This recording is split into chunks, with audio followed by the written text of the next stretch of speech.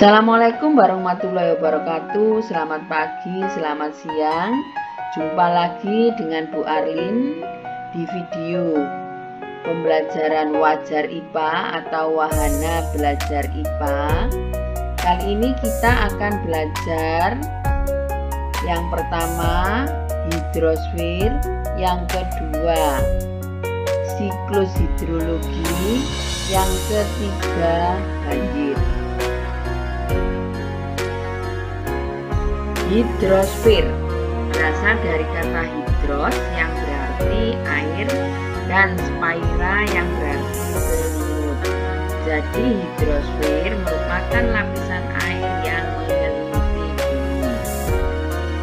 Fungsi hidrosfer yang pertama, kebutuhan dasar manusia.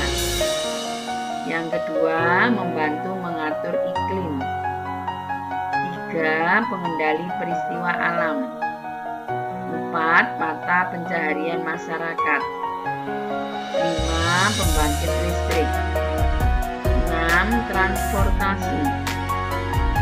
7. Daerah wisata.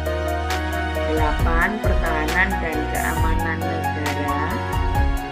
9. Keberlangsungan kehidupan bumi.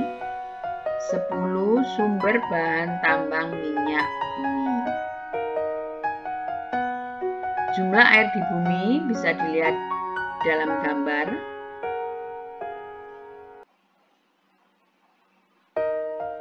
Air yang ada di bumi memiliki siklus hidrologi yang merupakan proses daur ulang air secara terus-menerus.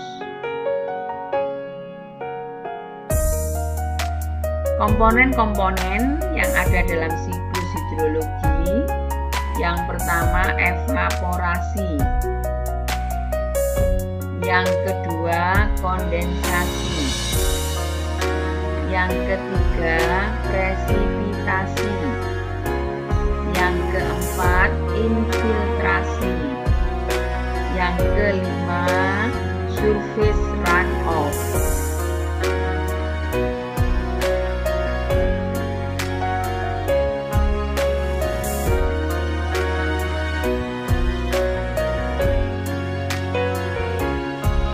Siklus hidrologi atau siklus air, prosesnya seperti pada gambar.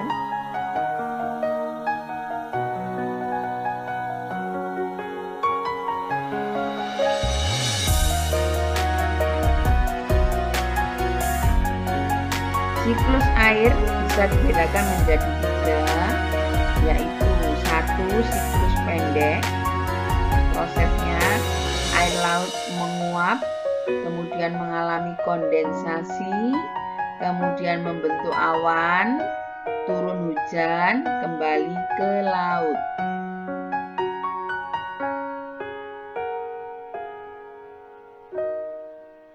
Yang kedua, siklus menengah atau siklus sedang, prosesnya air laut menguap, mengalami kondensasi, membentuk awan di atas daratan, hujan jatuh di daratan, mengalir ke sungai.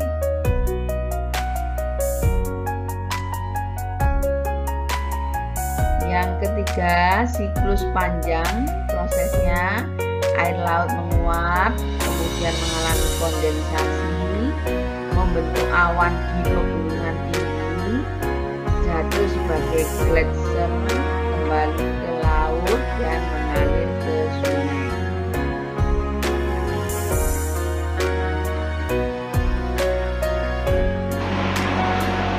Banjir adalah aliran air yang berlebihan hingga meluap ke daratan. Penyebab banjir ada 2, 1 alami. Yang termasuk alami contohnya 1. Limpasan air laut pasang atau rob. 2. Hujan deras dengan intensitas tinggi yang lama. Yang ketiga, tsunami akibat pergeseran lempeng bumi.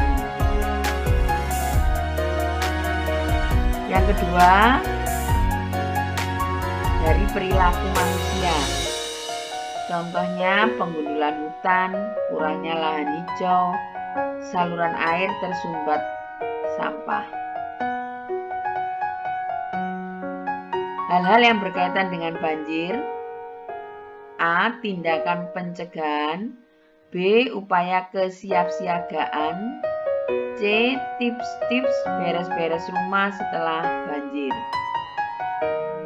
Yang pertama, tindakan pencegahan. Letakkan dan manfaatkan sampah. Jagalah kebersihan lingkungan sekitar. Kemudian, budayakan menanam pohon untuk penyerapan air hujan. Yang ketiga, membuat biopori atau sumur resapan.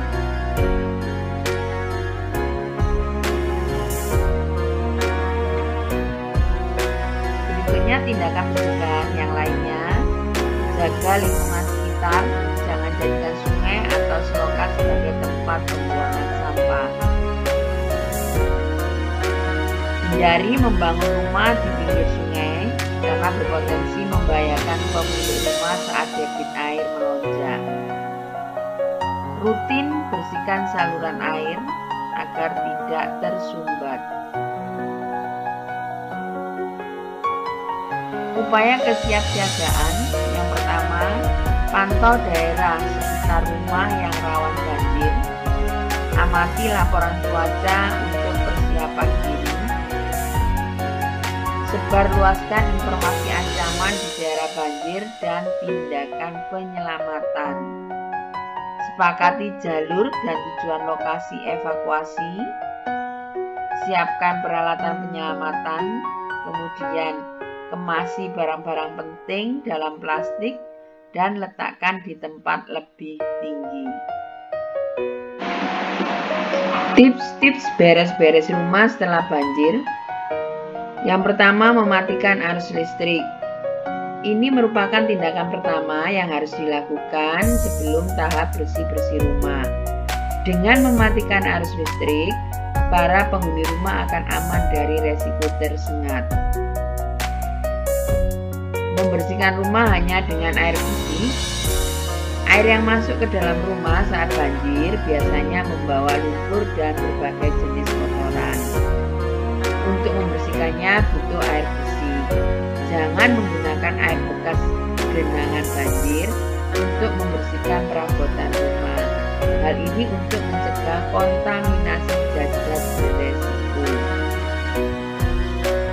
Membersihkan rumah sesegera mungkin. Bersihkan lumpur dan sampah pasca banjir sesegera mungkin karena bisa menjadi sumber kuman. Misal demam berdarah akibat nyamuk yang bersarang di air tergenang akibat banjir.